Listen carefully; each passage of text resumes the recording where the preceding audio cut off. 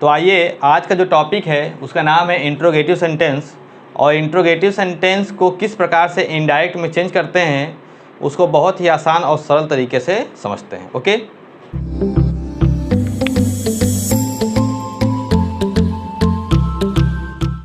तो हमारा टॉपिक है इंट्रोगेटिव सेंटेंस, और इंट्रोगेटिव सेंटेंस का इनडायरेक्ट बनाने से पहले आपको ये जानकारी होना चाहिए कि इंट्रोगेटिव सेंटेंस कितने प्रकार के होते हैं।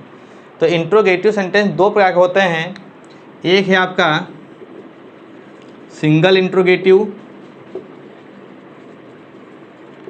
और दूसरा होता है आपका डबल इंट्रोगेटिव।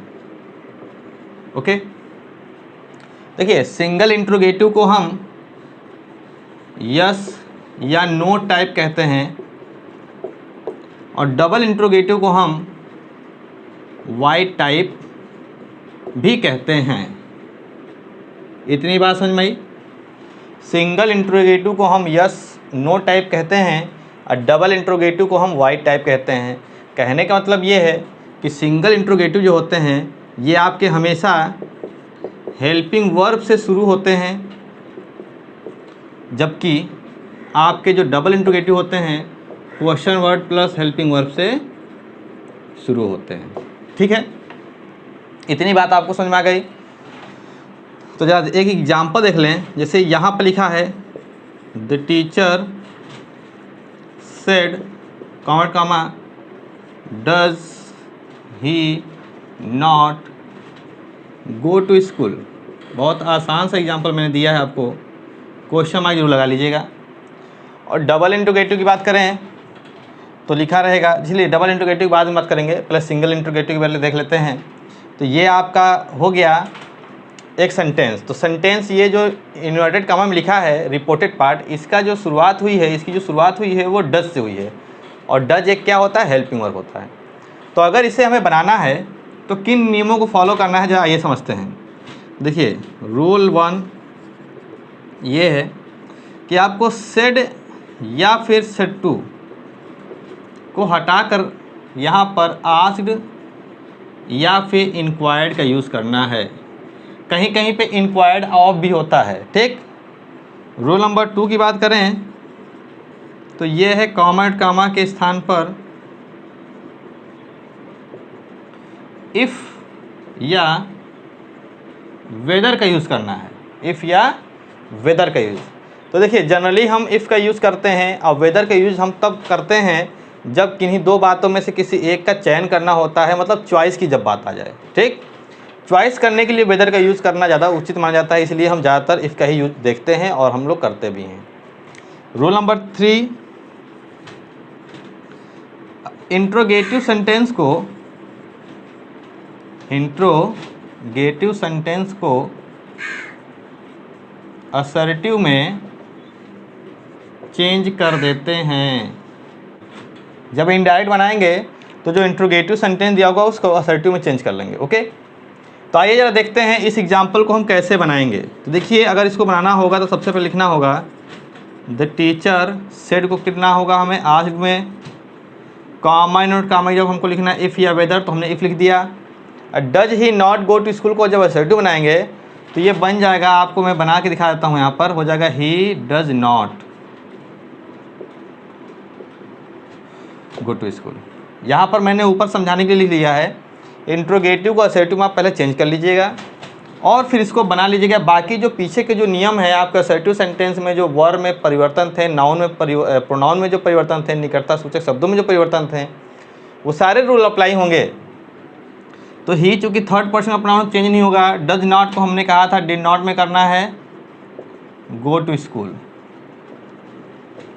ये बन गया आपका सेंटेंस। ठीक, तो इस प्रकार से हमको इन 3 नियमों को फॉलो करना है और हमारा सेंटेंस बनता चला जाएगा। ओके, तो ये था एग्जांपल नंबर 1। सेंटेंस और है the teacher said to Hari do you want to attend the parade or not. तो देखिए इसमें जो सेंटेंस लिखा है कि टीचर ने हरी से कहा कि क्या तुम चाहते हो अटेंड करना परेड को अटेंड करना चाहते हो या नहीं। देखिए इसमें अब दोनों बातें आ गई, मतलब चयन करना है, चुनाव करना है, चूज़ करना है। दोनों बातें हो सकती हैं, आप अटेंड कर भी सकते हैं और नॉट और नहीं भी कर सकते हैं। ऐसे कंडीशन में हमको इफ़ का यूज ना करके वेदर का यूज़ करना ज़्यादा उचित माना जाता है। इसीलिए यहाँ पर इफ़ या वेदर दोनों यूज किया जाता है, चूँकि ये इंट्रोगेटिव सेंटेंस है। तो यहाँ पर ये सेंटेंस बन जाएगा the teacher asked Hari, comment का जब क्या लगा देंगे हम, अब वेदर का यूज़ करेंगे, वेदर। अब डू यू वांट, तो इसको हम बनाएंगे यू वांट। जब डू यू वांट का जब असर्टिव बनेगा तो आपने प्रेजेंट इनडेफिनिट टेंस में पढ़ा होगा कि सब्जेक्ट के बाद वर्ब की फर्स्ट फॉर्म होता है। असर्टिव में अफर्मेटिव बनना है क्योंकि इसमें नॉट नहीं है। तो यहाँ पर जब इसको असर्टिव बनाएंगे तो ज़रा मैं यहाँ पर असर्टिव बना के दिखा दे रहा हूँ आपको। यहाँ जगह यू वांट टू अटेंड, ये असर्टिव बन जाएगा। तो अब यू को चेंज करेंगे हरी के अनुसार, तो हरी के अनुसार चेंज होगा तो क्या हो जाएगा, ही। वांट का हो जाएगा wanted to attend the parade or not. ये सेंटेंस हमारा हो गया कंप्लीट। ओके, तो आइए अब जरा हम देखते हैं डबल इंट्रोगेटिव के सेंटेंस को कैसे बनाते हैं। तो डबल इंट्रोगेटिव सेंटेंस बनाने के लिए नियम की पहले बात कर लें कि डबल इंट्रोगेटिव सेंटेंस को वाई टाइप कहते हैं। ये question word plus helping word से शुरू होता है। उसका रूल नंबर 1 है सेड या सेड टू को आर में बदलते हैं, तो ये रूल इसमें भी काम करेगा। बस यहाँ पर देखिए कॉमा एंड कॉमा के स्थान पर आपको इस बार इफ़ या वेदर नहीं लगाना है, बल्कि क्वेश्चन वर्ड को ही लिख देना है। इस बात को आप समझिएगा, कॉमा एंड कॉमा के स्थान पर क्वेश्चन वर्ड को ही लिख देना है। और रूल नंबर 3 है इंट्रोगेटिव सेंटेंस को असर्टिव में चेंज कर देते हैं। ये सारे रूल वैसे ही रहेंगे, बस आपका एक रूल क्या बदल गया कि कॉमा एंड कॉमा की जगह पे जब इफ़ या वेदर लगाते थे, अब वहाँ पर हमको क्वेश्चन वर्ड को ही लिख देना है, बस ये सेंटेंस बन जाएगा। तो आइए जरा कुछ एग्जाम्पल इसके भी कर लेते हैं। लिखा है sentence the teacher said to me, इसको मिटाल दें हम। The teacher said to me comment comma where are you going now. Okay, देखिए ये आपके सामने सेंटेंस है। अब इस सेंटेंस को बनाना है आपको, तो आपके सामने जब सेंटेंस आ जाता है तो आप कभी भी परेशान ना होइए। मैं उन बच्चों के लिए बता रहा हूँ जो बच्चे पढ़े नहीं हैं या जो इंग्लिश से बहुत भागते हैं। इस तरह का सेंटेंस को बनाने के लिए ज़्यादा परेशान नहीं होना है। आप रूल देखिए, द टीचर सेड टू को कर लेना है आस्क्ड में मी लिख देना है। अब देखिए चूंकि ये वेयर से स्टार्ट था तो ये क्वेश्चन वर्ड से स्टार्ट हुआ है, तो ये डबल इंट्रोगेटिव है। और डबल इंट्रोगेटिव के लिए मैंने रूल बताया है कि सेड या सेड टू को आस्क्ड या इंक्वायर्ड कर लेना है। कॉमा एंड कॉमा के स्थान पे क्वेश्चन वर्ड को लिख देना है, तो क्वेश्चन वर्ड आपका वेयर ही तो है, तो ये हो गया वेयर। और इंट्रोगेटिव सेंटेंस को असर्टिव बदल लेना है, तो अब यहाँ से अब इसको असर्टिव बनाएंगे, तो यहाँ पर हो जाएगा यू आर गोइंग नाउ। अब ये असर्टिव बन गया, तो यू को चेंज करेंगे मी के अनुसार। तो बताइए यू और मी के अनुसार चेंज हो रहा था, तो प्रोनाउन में परिवर्तन का मैंने एक मैथमेटिकल रूल बताया था आपका, त्रिभुज का नियम। तो यहाँ पर बन जाएगा आई एम। अब देखिए अब इज एम आर है तो चेंज होगा वाज वर्ब में, क्योंकि ये पास्ट टेंस में है। तो I was not, sorry I was now को देन में कर लेते हैं। ये भी था निकटता सूचक शब्दों में परिवर्तन। तो इस प्रकार से हमारा सेंटेंस बहुत आसानी से बन जाता है, बस आपको सारे नियम याद होने चाहिए। Said to my friend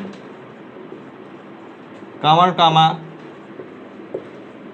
how much money do you want.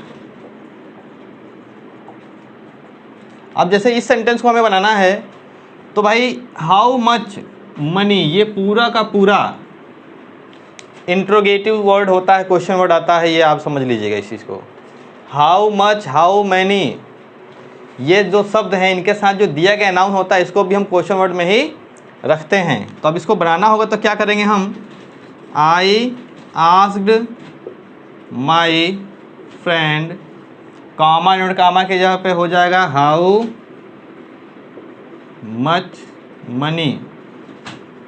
अब डू यू वांट का हो जाएगा यू वांट, यू चेंज होगा किसके अनुसार, माई फ्रेंड के अनुसार, तो हो जाएगा ही। और वांट का हो जाएगा वांटेड। तो कितना आसानी से ये सेंटेंस बन जाता है स्टूडेंट्स। तो उम्मीद करता हूँ कि इंट्रोगेटिव सेंटेंस के जो दोनों तरह के इंट्रोगेटिव सेंटेंस थे, चाहे सिंगल चाहे डबल, उन सबका आपको इनडायरेक्ट बनाना आ गया होगा समझ में। अगर वीडियो समझ में आ गई है, अगर वीडियो आपको अच्छी लगे तो लाइक भी कर सकते हैं, और अगर नए हो तो चैनल को सब्सक्राइब जरूर करिएगा और अपने दोस्तों को शेयर करिए, जिससे ज़्यादा से ज़्यादा लोग मेरे जो है चैनल को पढ़ सकें और जो कठिन मानते हैं जिस टॉपिक को वो उनके लिए आसान हो जाए। तो स्टूडेंट्स इसी के साथ आपका बहुत बहुत धन्यवाद।